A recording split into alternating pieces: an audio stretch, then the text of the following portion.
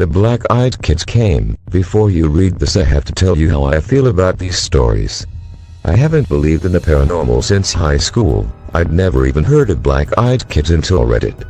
These stories were always just entertainment for me, and I took them as fiction even though they are all true. I found myself stuck on the black-eyed kids stories because they seemed the most unusual to me, and I enjoyed a fresh change of pace over the regular ghost story. I feel very guilty for what I'm about to tell you all, because I fear that writing these stories is why it happened to me. I wouldn't wish this on my worst enemy. It's only my knowledge from reading black-eyed kids stories on Reddit that I feel saved my life last night. There is no history of mental illness in my family, and I have never been drunk or taken a mind-altering substance. The strongest I've ever had is ibuprofen.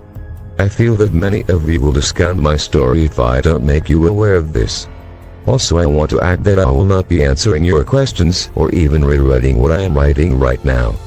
This is a throwaway account, and I must use it to warn you of the black-eyed kids, and I will never speak of this again, although I fear I may be driven to madness through my paranoia even as I write this story at my brother's house with the lights on while he plays COD. I am terrified.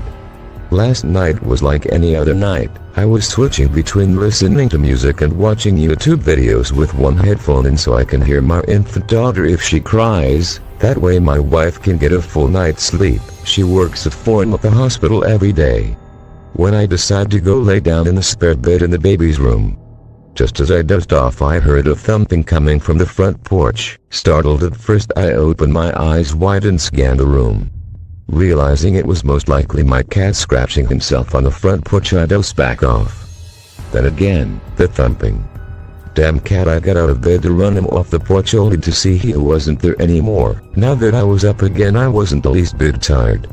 I figured I'll just get some tea and check Facebook while I'm up, maybe finish the web series I was watching on YouTube. A few minutes into the video, I felt the sudden urge to look up at the kitchen window. There they were. The tops of 2 short-statured people's heads cresting the stairs just above my window frame. The people were just short enough to not see in the windows, but I could see out. I heard no footsteps on my porch as my stomach turned.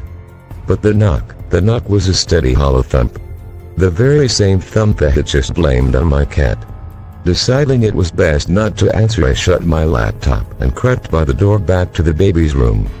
I assumed it was some of the people from the low-income housing across the road from me that were high or hiding from the cops, or maybe looking for my cousin who stays with me often and has many friends over there. The last thing I needed was to try to explain to 2 stoners that I was trying to sleep even though it was 2 AM. It wasn't until I got to my daughter's room that the creepiness set in. The thump had moved from the kitchen to the bedroom windows.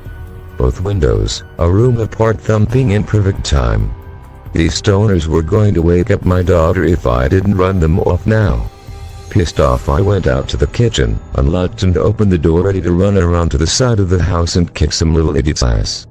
It happened then. Standing there looking up at me were 2 10 or 11-year-old boys. The feeling of dread and the smell of mold almost made me vomit. The smaller of the 2 then spoke. "May we use your telegraph?" Huh. I just stared blankly at these boys, horrified of what I then realized. Their eyes were pitch black. He asked again to use my telegraph.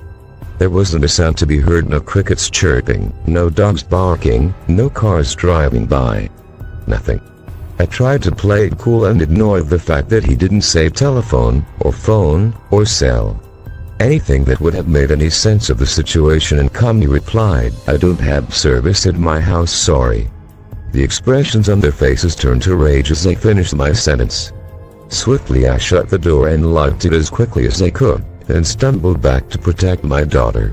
I picked her up from her crib and held her close. The fact that she didn't wake up freaked me out the most, but I managed to gather my senses enough to make sure she was still breathing and warm. Everything seemed okay with her. The thumping on the windows was back. I dropped to the floor as close to the wall as I could and held my little girl in my arms and wept like a child. I felt helpless and afraid. I lay there for what felt like hours and hours, crying and shaking until I heard it, my wife's alarm clock. The thumping stopped the instant the alarm went off, and I crept into the master bedroom with the baby. "What's wrong with you?" my wife asked. "I just had a bad dream," is all I could mutter out. Okay, well, give me the baby so I can feed her before work. I handed my wife the baby and she fed her like any normal day. I turned on every light in the house and made coffee for her. For some reason, just having her awake calmed my nerves enough to pretend like nothing happened. I walked her out to the car nervously with the baby in my arms. I asked her not to leave until I walked back in the house. She was put off by the request but did so to humor me. Once I was safely in the house, I locked the door again. And in the house I sat horrified until she got home. I insisted we go to the next town over and stay the weekend at my brother's house, and here I sit horrified while she sleeps in the guest room with my daughter, wondering why they stopped when the alarm went off. I think I know the answer. I was aware of black-eyed kids, she wasn't. Every story I read about them is from someone who already knew about them. Maybe, just maybe, knowledge of them existing is the only reason they visit. I'm afraid and I'm sorry. My personal encounter with black-eyed children. Black-eyed kids. I had never heard of the black-eyed children until I encountered them. Still not knowing who or what the hell they were, I did what any modern 25-year-old male would do, I Googled them. And boy was I shocked that I wasn't the only one. Had I not seen them for myself, I would have just thought it to be another modern urban legend gone viral. Besides my girlfriend, I've only told my brother, who was into everything creepy and horror, for I knew he would be the only one to not judge me or try and commit me to a mental hospital. He's the one who said I should post it here. If this is the wrong sub, then please direct me to the right one. Keep in mind I'm not a writer, sorry for any grammar or spelling errors, I'm an accountant. I don't want upvotes or to try and impress anybody with a good read. I am simply trying to warn people that some things out in this world are beyond our comprehension, and if you hear a knock at the door, make sure you check before opening it. I wish I had. Here's my story. My girlfriend and I live in a small gated community in southern West Virginia called Lake Springs. The community has about 150 houses, a country club, and a steakhouse/bar called Bunkers.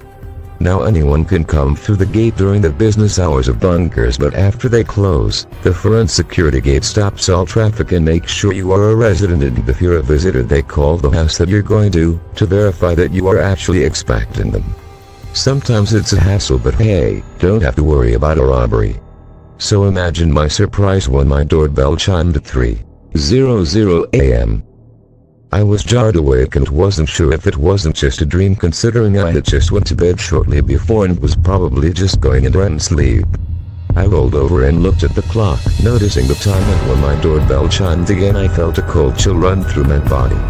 Not reading too much into it, it could be one of my neighbors has an emergency, right? I nonchalantly made my way to the door. Now I see how foolish I really was, and opened it. Luckily the wrought iron store door was still locked because whoever stood before me was not a resident of the community. Two young boys stood at my doorstep, one looking about 17 and another looking about 10, wearing dark hooded sweatshirts and jeans. The young one had shabby, dirty blonde hair and would only look down at the stone steps, and the older one had his hood pulled in his head, tipped to where I could only see from half his nose down. My voice caught in my throat, and before I could even ask what they wanted, the older one spoke. His voice sounded forced and dry. There was no emotion or sincerity of what he said. "I'm sorry to bother you and your girlfriend, but we need to come in and use your phone. We've been in an accident." I felt the familiar chill return to my whole body. How did he know my girlfriend was here?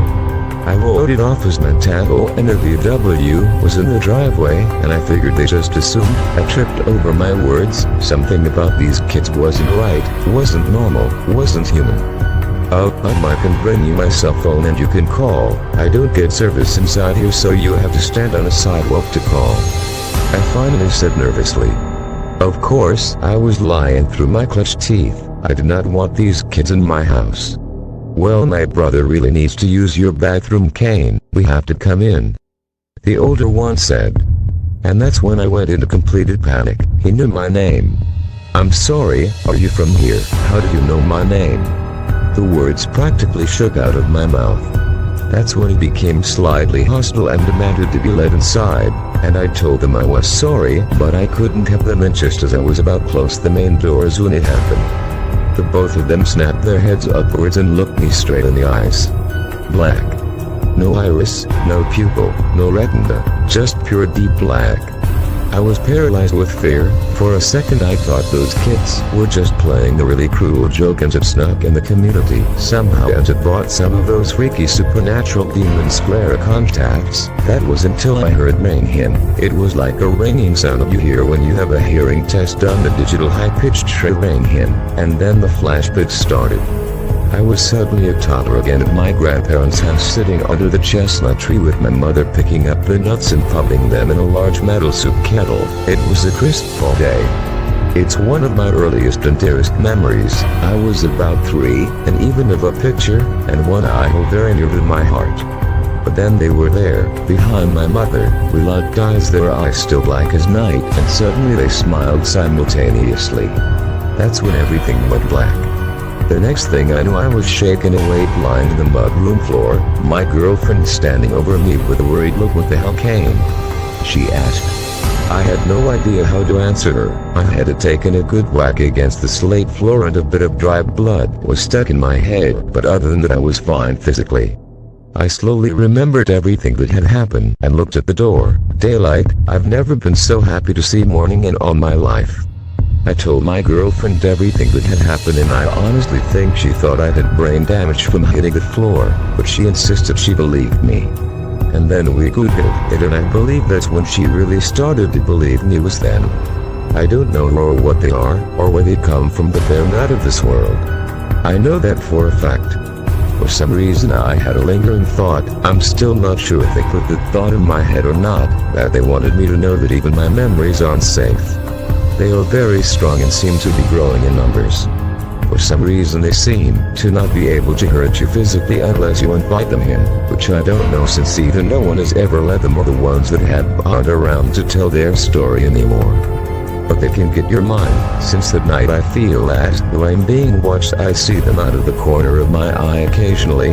I'll look at my girlfriend while we're at the movies, or daughter, and eyes will be solid black for a split second, and worst of all, they took one of my most precious and most often reminisced memories and turned it into something sinister, something that's now a constant reminder of the black-eyed children.